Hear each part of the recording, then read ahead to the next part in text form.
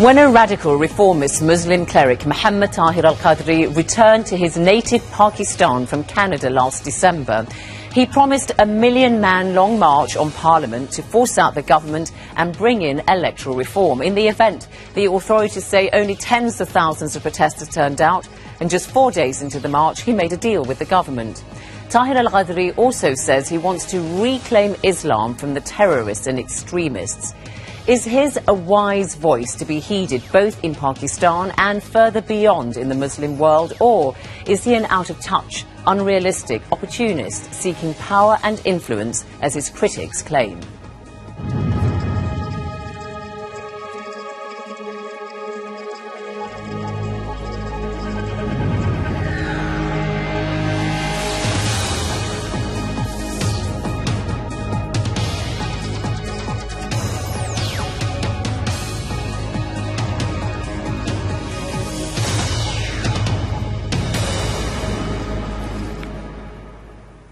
Muhammad Tahir al-Qadri in Lahore, welcome to Hard Talk. When you went back in December to Pakistan, you said you wanted to save the state. Save it from what exactly?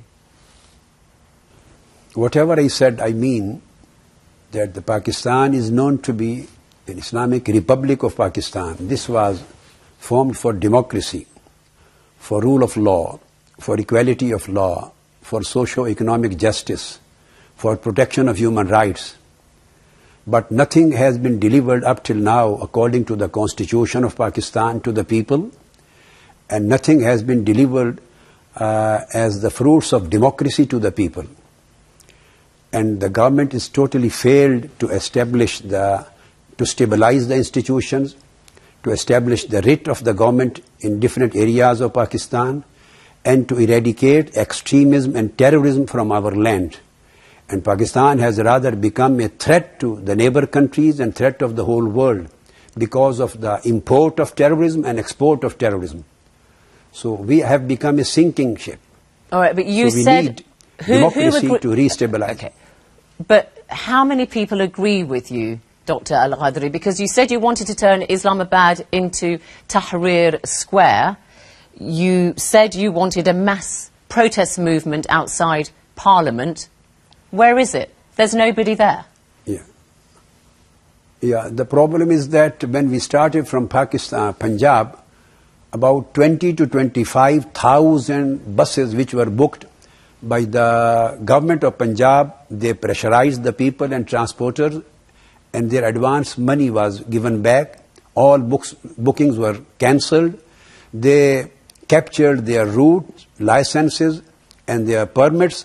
The police captured from the owners, and their tires were punctured, and there was totally all roads all over the Punjab were blocked. So people had to go to Islamabad on different trucks, on their own, in the form of brides and bridals, just hiding from going to different routes. So instead of these things, hundreds of thousands people were successful to reach there.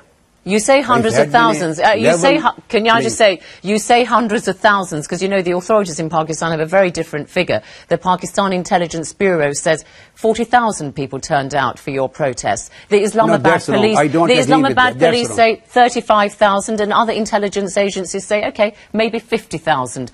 Very big figure, difference in the figure. I'll tell you about the Pakistan. When the intelligence agencies and these police, when they say 10, you imagine it is 100. This is their practice. They always tell lie. Whenever they mention 20, it means it is 200. This is their practice. This is the norms which have been given to them. And they are not allowed to mention the real figures because they would be caught by the officers that how did you allow the people, why did you allow the people to come here or to arrive here in such a large number? They are not reliable. That's your opinion. We have to rely many other newspapers. All right, I'm sure that the difference there will remain. Why are you calling for a regime change of a democratically elected government? The Pakistan People's Party, of course the party of the late Benazir Bhutto, won the elections fair and square in 2008. No, we don't want. I never wanted to topple the government. That's why we waited for whole 5 years, so that they may complete their tenure, and the mandate of 5 years which they got through the so-called election they should complete. And they may be enabled to deliver whatever they can deliver. But unfortunately, Every single day, dozens and twenties of the dead bodies are falling on the land. Terrorist attacks are everywhere. No protection of life. The dead bodies were there for 4 days in Quetta. There is nobody to bury them. There is no law and order situation. People are not getting food. People are not getting education. There are no facilities of health. No investment on social sector. No stability in democracy. Just only they want an election as a tool to engineer the polls and to come back in the parliament. Why are you saying they engineer the polls? Why do you say, sorry to interrupt you, but why are you saying they want to engineer the polls? Because I just said to you that when they won the election in 2008, the European Union, other international bodies said that the election was wholly free and fair. So why are you implying there that they're going to try and rig this coming election? No. This is very clear. I have been a part of this process. I contested elections and I have seen everything with my own eyes. And I was member of parliament. The only thing which you require in Pakistan to win the election is 3 M's. Money, might and manipulation.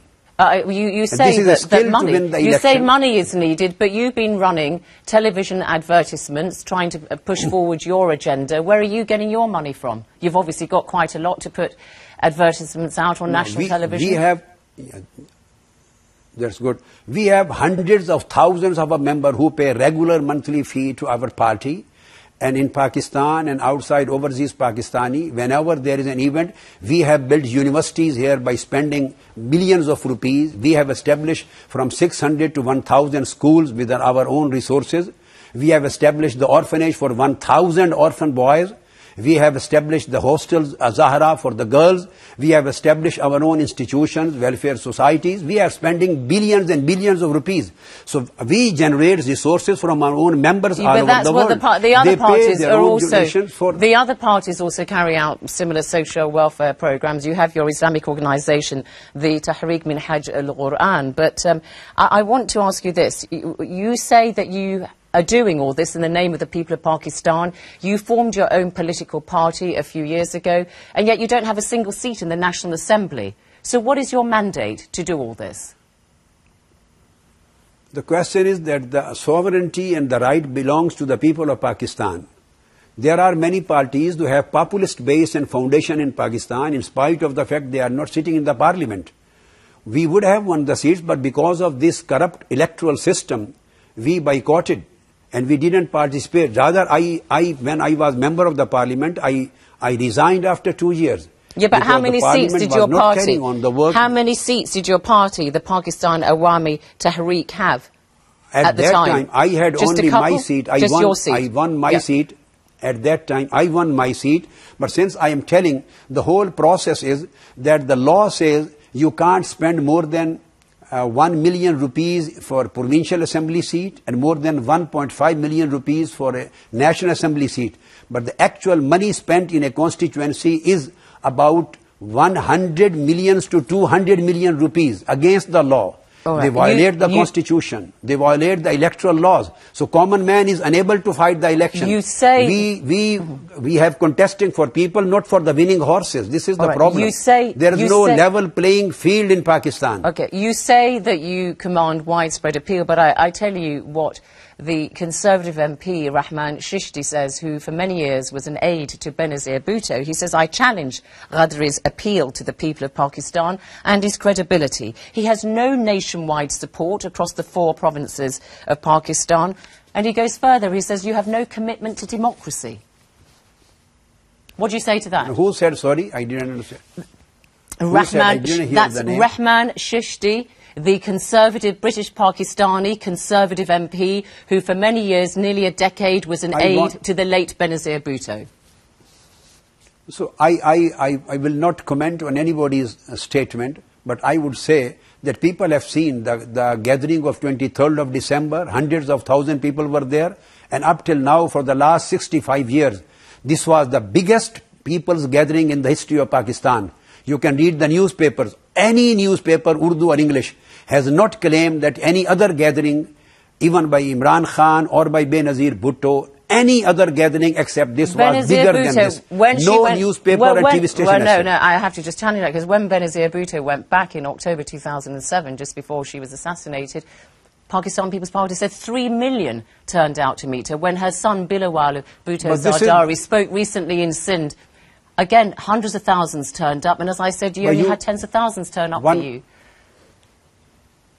So one can say 3 million, one can say 4 million, but reality, if you go through all newspapers published, they were published after on 24th of December. Okay, we're not going to fight. We're not going to agree on the figures. None of them has disagreed. They said the biggest gathering in the history of Pakistan. Okay, can I just say why and if we have not populist base in the country, then where the people have come from? Well, the figure is disputed, Dr. Al-Qadri. But what Rahman there can be a dispute on the figure. We don't want to get bogged down in the figures. Okay.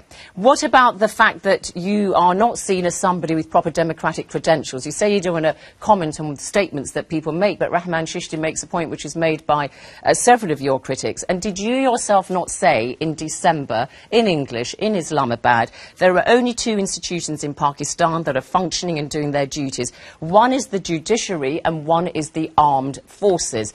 And that's made people worried that in some way you're kind of trying to invite the military to come back into Pakistani politics. There's wrong impression. I would repeat it again, that Rahman Chishti says anything. He is not an authority on the politics and analysis of Pakistan. It's not just him. This may be his own opinion, and he has a right. He has the right to say. I don't differ. He has a right to say whatever he wants. Well, but okay. the question, address the fact remains there. The substance of the criticism is that... The substance of criticism is that you're not a Democrat. I never invited the military or judiciary to get involved in the politics or to get involved in the next coming government. My only concern was that these 2 institutions should ensure for the stability of Pakistan and stability of democracy that the people who are coming to take over the next caretaker government, they are not partisan people. They should be totally honest and impartial so that they ensure the transparency, fairness, honestness of the elections according to the Constitution of Pakistan, Article 213, Clause 3.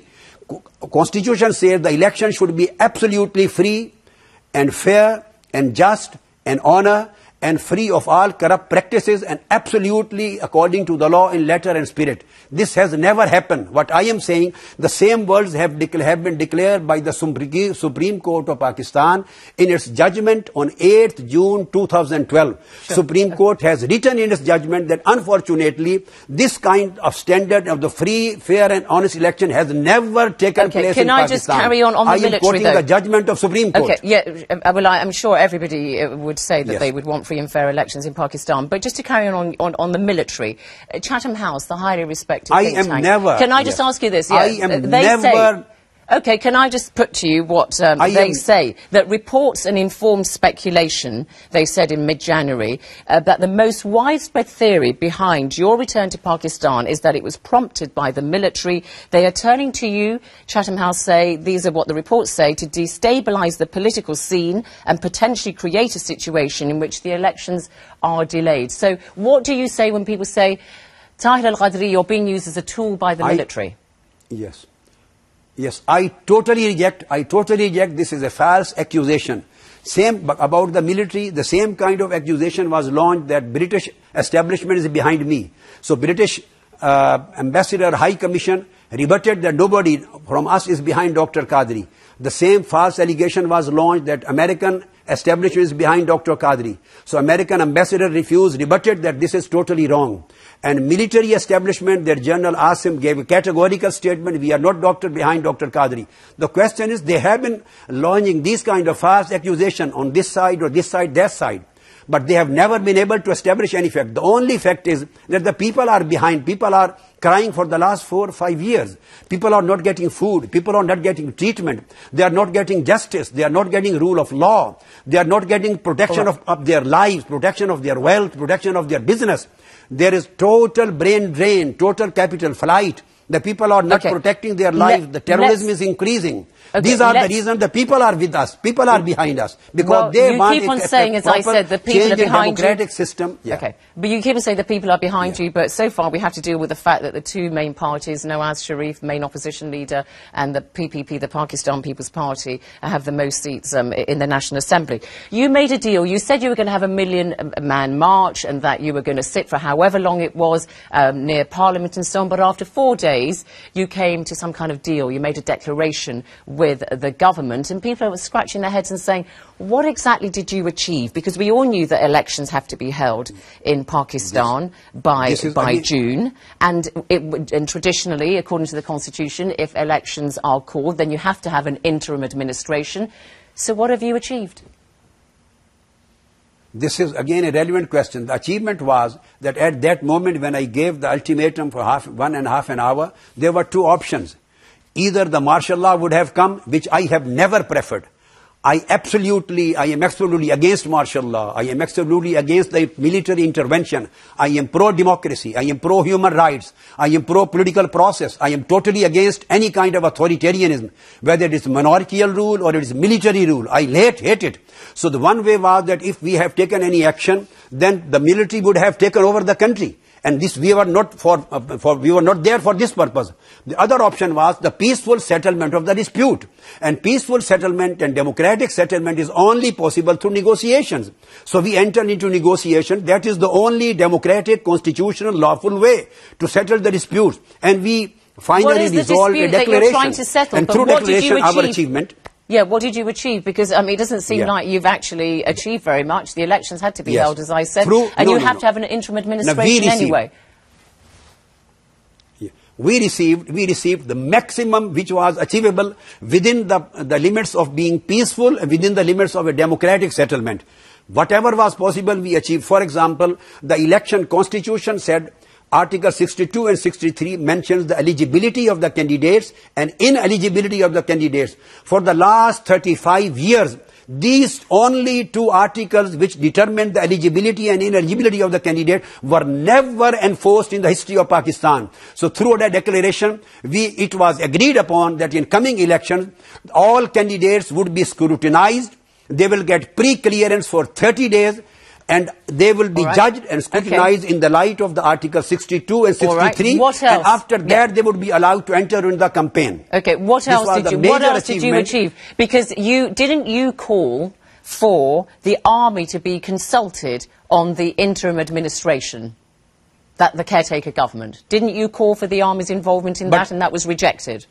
I did say initially, but at that time, when we were on that peak of the hour, so insisting on this aspect would have invited the intervention of military and would have derailed the democracy. This was neither in my favor, in the nation's favor, in the Pakistan favor, no. But you've just said you're not in favor of the military being involved in Pakistani politics, yet in those discussions with the government, you said you wanted the army to be consulted. We don't want military intervention. Okay, you didn't get that, but let me put this to you. Military takeover. You talk about the judiciary. Salman Akram Raja, a senior lawyer at the Supreme Court, said the deal in practice will have no effect because it doesn't really change things very much. It's just a face-saver that allows Tahir al-Qadri to leave Islamabad. That's all it is. And you have no mandate in the Constitution to make these demands furthermore, he says. No, every citizen has a mandate. Every citizen. Our Constitution of Pakistan is in my hand. It does not give the sovereignty to the government. Sovereignty in Pakistan does not vest in the parliament. Okay. Sovereignty, according to the preamble and the first article of Pakistan, originally vests in the people of Pakistan. And all people of Pakistan and not the member of the parliament. And they will get the chance to vote. And this is exercised by the chosen members as a sacred trust. And they will get the every citizen of Pakistan being the member, is his fundamental right. He can ask for democracy. He can claim and he can peacefully protest for rule of law. He can peacefully protest for getting the human rights. He can stood up against corruption. He can stood up for the implementation of constitution. He can stand up for the stabilizing and purifying the process of political and democracy. And the voters so these are the rights of citizens of Pakistan. And the voters will decide when those elections take place, and we will see what happens. You've also mentioned terrorism. That's right. You've mentioned terrorism, which of course is a plague for Pakistan. Sadly, on a regular basis, we hear about people being killed in terrorist acts. You say you want to reclaim Islam from the terrorists, the extremists. Do you believe that Islam is in the hands of the extremists and the militants? You do. But aren't the vast majority of Muslims peaceful, loving? But the vast majority of Muslims are peaceful, loving people. This is just a tiny minority, even in Pakistan itself. You have seen, we were there for 4 days. Such a big crowd of the people, ladies and boys, there was no any kind of violence. Any kind of violence didn't take place for the 4 days. Long march continued for 38 hours on the road. There was no violent act. It means the nation of Pakistan primarily is peace-loving. I'm asking a different matter, because we know in March 2010 you issued a 600-page fatwa saying, and I remind you what you said, terrorism is terrorism, violence is violence, and it has no place in Islamic teaching, and no justification can be provided for it. Yeah, so I want to ask you now, as a Muslim cleric, do you believe that Islam is in the hands of the extremists and the militants? Because I put it to you that that is just a minority when you look at the worldwide community of Muslims. Unfortunately, Islam has been hijacked, its ideology. The concept of jihad, the concept of Sharia has been hijacked, and it is being misused by the terrorist people. Those who are doing their violent activities against the peaceful people, peaceful Muslims, peaceful non-Muslims, minorities, everywhere. This is not an Islamic practice, not permissible neither according to Quran, nor according to the Sharia, not according to democracy, not according to the Constitution. But unfortunately, why I stood up against this present system, for the last 5 years, the parliament is there, but they were never able to pass the national policy against terrorism. They never passed a law of counter-terrorism. So they are not, they have no wish, they have no ambition to eradicate the terrorism. Guys, the government has consistently said that it is opposed, obviously, to the acts of terrorism, and it really does, obviously, condemn every act of violence that kills innocent civilians. They say that on a regular basis. But I just want to ask you, picking up on this, I'm not condoning violence myself, but what do you say to somebody like Ahmed Qureshi, as a conservative commentator based in Islamabad, when he says clearly suicide is outlawed in Islam through very clear injunctions in the Quran. Fighting and dying in self-defense, however, is not. So he says if it means if it means attacking invaders or occupiers, sometimes you see violence being perpetrated for that reason. So the question is this: is violence committed by Muslims, in your view, always animated by Islamism, by Islam, or can it also be sometimes for what people might call nationalist reasons? Please, let me explain the first part and then I come to here. The government is always saying and condemning terrorism, but government is not for condemnation. Government is not to say the things. Government is to act. Government is to practice. Government is there to enforce. For the 5 years, they are unable to pass the law against terrorism. So what is the point to just say, but we don't terrorism? If you could briefly just address the second point. Now, coming to that point, violence, to your second part, violence is always violence. Nobody is allowed to commit any act of violence on any person in any way, even if they are other. You are only allowed to fight against the combatants in a battlefield. As the armed persons, armies and the armies, you can fight for your defense only in the battlefield with the combatants. You can't commit any act of violence against any non-Muslim, whether he belongs to a country who is already you can say, started a war on a Muslim country. But the peaceful people, the non-combatant people, they get always the peace and security. You are never allowed to get to perform any act of violence in any case. I reject that condition. A final brief question. 7 years you've lived in Canada. You've come back now to Pakistan. Are you staying or are you going back to Canada? No, I'm now here till I complete the whole mission. We put the democracy on right track. We scrutinize the eligible people. We create the atmosphere to bringing the social, economic and political democracy. Thank you. Mohammed Tahir Al-Qadri in Lahore. Thank you very much indeed for coming on Hard Talk.